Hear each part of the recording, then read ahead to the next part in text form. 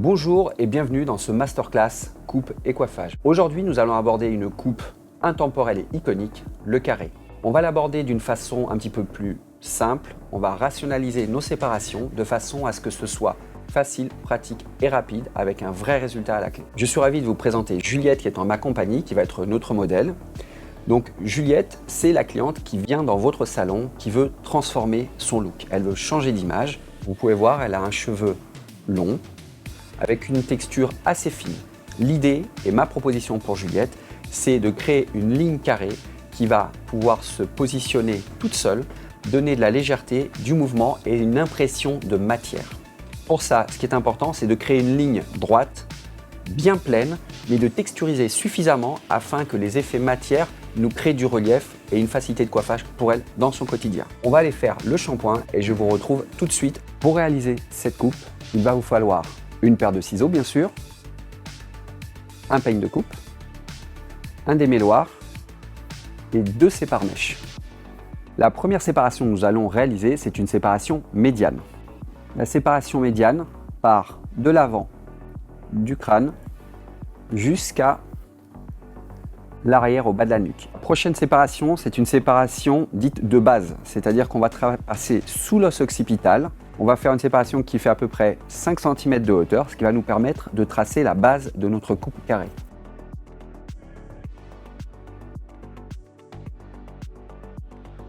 Très important, on va pencher légèrement la tête de notre cliente en avant. Le peigne, c'est notre règle. Et en piquetage, on va commencer à tracer la base.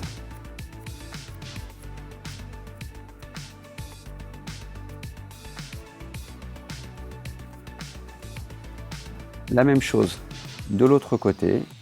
Il est important de couper dans le tombant naturel. Dès que vous donnez la moindre élévation en plaçant les doigts par exemple, vous allez créer une graduation légère, mais elle sera là. Donc, le tombant naturel, c'est le peigne sur la peau. Première étape, notre ligne de carré est tracée droite. On va tout de suite franger la base. Pour cela, je vais séparer ma première section en deux. Je ne touche pas à la base, je préserve ma ligne et je vais venir avec une élévation à 30 degrés, tout simplement piqueter à l'intérieur. Attention, l'idée étant de déconstruire et non pas de raccourcir. On voit tout de suite les cheveux qui commencent à rentrer à l'intérieur par rapport à la partie que nous n'avons pas réalisée.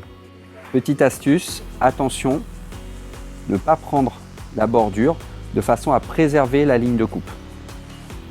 On recommence. Toujours ma section à 30 degrés. Pareil, les doigts roulés plutôt vers le sol. Nous avons maintenant terminé la base droite avec une ligne pleine très légèrement déstructurée pour apporter de la légèreté. Cette ligne doit être rigoureuse parce que c'est la suite logique de notre coupe. Ma deuxième séparation est maintenant réalisée, qui part de la tempe, passant par l'os occipital pour revenir de l'autre côté. Je vais maintenant travailler ma deuxième section. On va tout d'abord prendre une bande centrale. Ensuite, on préserve notre base. Nous allons prendre une section à 30 degrés au niveau de l'élévation. Les doigts roulés vers le sol. Attention, il est très important que les doigts soient dans cette position et non pas vers nous. Pourquoi? Parce que là, nous allons creuser la ligne et nous n'aurons pas ce joli bombé que doit avoir un carré normalement. Je roule les doigts vers le sol. Ma ligne de coupe est ici. Et en piquetage, je trace. Nous allons faire 2 gestes en un. Je ne lâche pas. Je me décale, toujours en restant bien droit. Je prends ma section et tout de suite, je vais venir la texturiser de façon à préserver la légèreté de ma ligne de coupe. je fais d'abord la pointe pour déconstruire et à mi-longueur de façon à apporter de la légèreté. Une fois de plus, je ne cherche pas à raccourcir mais à déconstruire. On va placer nos cheveux pour contrôler et là, on a la légèreté et le relief qui commencent à apparaître. La position de la tête est très importante, toujours en opposition à notre corps. Nous allons tout d'abord faire une séparation sur le haut de l'oreille. Je vais prendre une section à mi-hauteur en préservant ma base. 30 degrés d'élévation. L'astuce, c'est de faire ce qu'on appelle un changement de cap. Mes doigts partent parallèles à ma séparation et tout doucement, je les fais pivoter en diagonale pour avoir une ligne très légèrement descendante.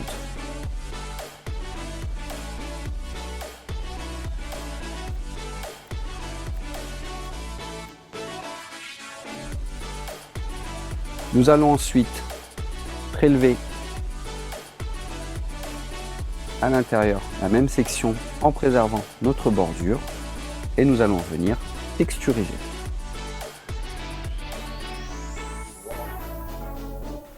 La pointe et la mi-longueur.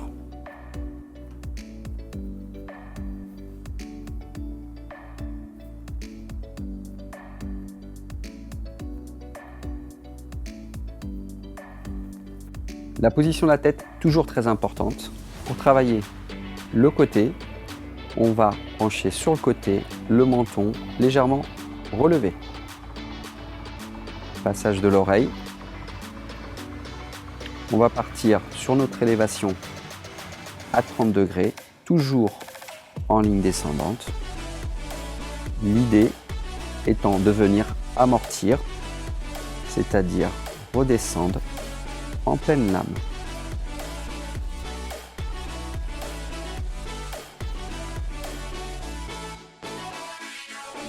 Le fait de repartir sur une position de tête normale préserve la ligne descendante. Important, je ne texturise pas les côtés puisque j'ai une matière beaucoup plus fine ici. Donc je préserve ma matière de façon à conserver ma ligne. Nous allons procéder exactement de la même façon de l'autre côté. Nous avons terminé toute la base.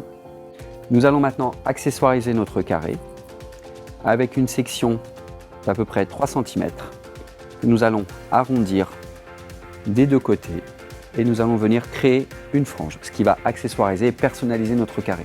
J'ai terminé ma séparation en arrondi de façon à délimiter la zone de la frange qui va accessoiriser mon carré. Là, Juliette a déjà une frange qui a été réalisée. Nous allons uniquement la redessiner. Pour cela, je vais me mettre face à ma cliente, prélever mi-sourcil à mi-sourcil.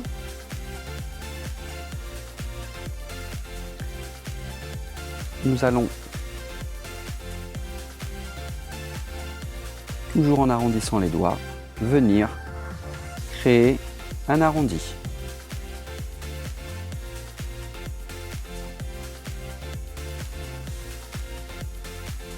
L'idée étant de donner une forme concave. Je prélève une section, on lisse,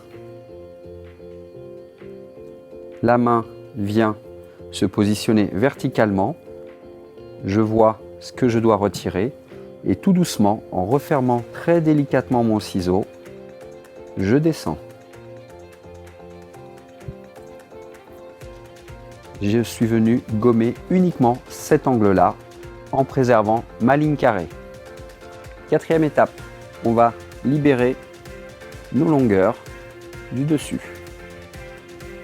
Nous allons mettre en place les cheveux dans le tombant naturel. La zone d'équilibre va me permettre de mettre en relief ma ligne carrée. C'est là où on va créer les volumes, on va donner du mouvement et on va vraiment faire ressortir tous nos effets texture sur notre carré. On part du vertex une séparation légèrement triangulaire. On va prélever au niveau de l'os occipital de façon à préserver notre base. Et de la même façon, la tête légèrement penchée en avant à 30 degrés, les doigts roulés vers le sol. Je vais vérifier ma ligne de coupe, qui est bien là, et en piquetage, je raccourcis. Toujours mon geste 2 en 1, je ne lâche pas. La même chose, ma ligne de coupe apparaît. Je ne raccourcis pas, je frange, je déconstruis. Pointe. Piquetage profond. Et là, je préserve ma mèche de recouvrement et je texturise en mi-longueur. Toujours mon ciseau à 10 degrés de façon à ne pas raccourcir. Et on voit le relief qui commence à apparaître. La prochaine section,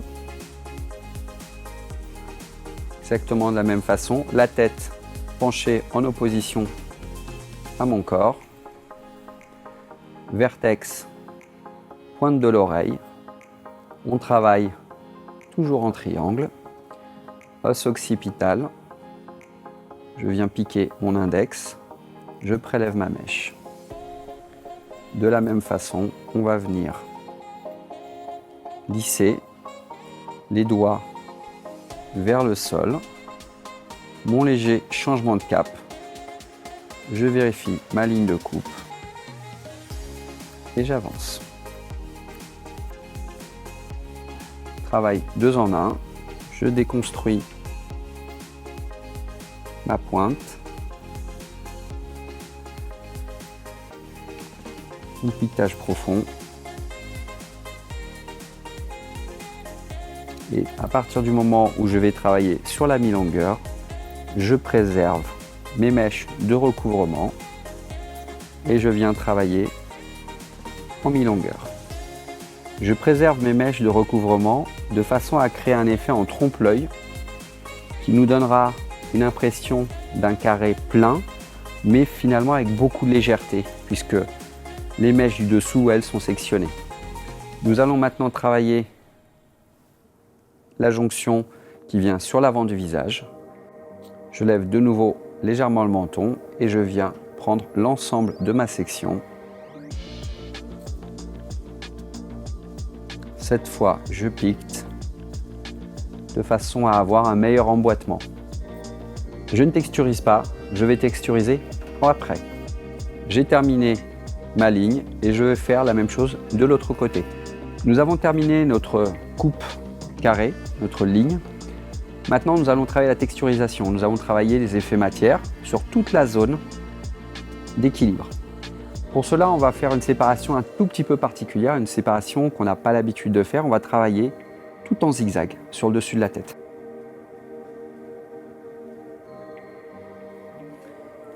Je reste derrière mon modèle.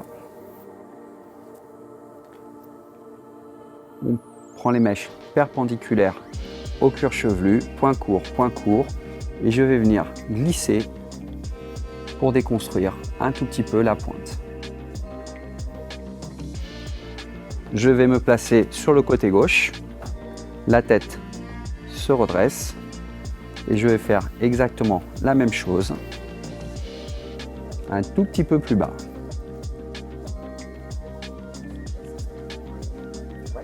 Je vais me placer exactement de l'autre côté.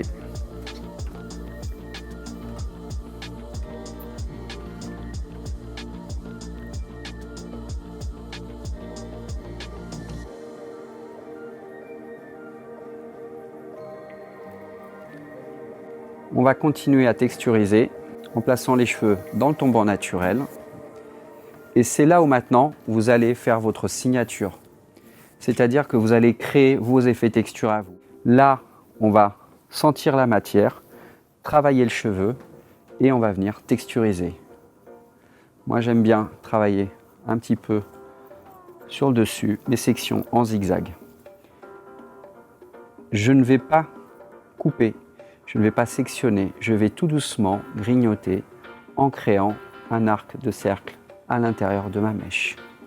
L'idée étant d'avoir un point court dessous avec un point long dessus, ce qui va créer du relief et mettre en avant mes waves le jour où elle veut avoir un coiffage wavy. Ce qui n'empêche que si elle veut les lisser, elle aura quand même le bombé de son carré. De l'effet matière, de la texturisation, c'est vous qui allez le créer, c'est vous qui allez le faire.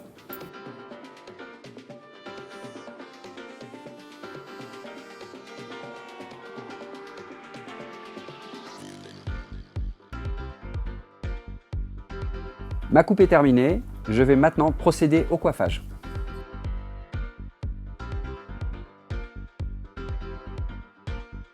Je vous invite à découvrir la nouvelle Juliette. Une coupe carrée, chic et élégante, une ligne sobre et raffinée, très légèrement plongeante, on préserve la matière avec un coiffage facile au quotidien.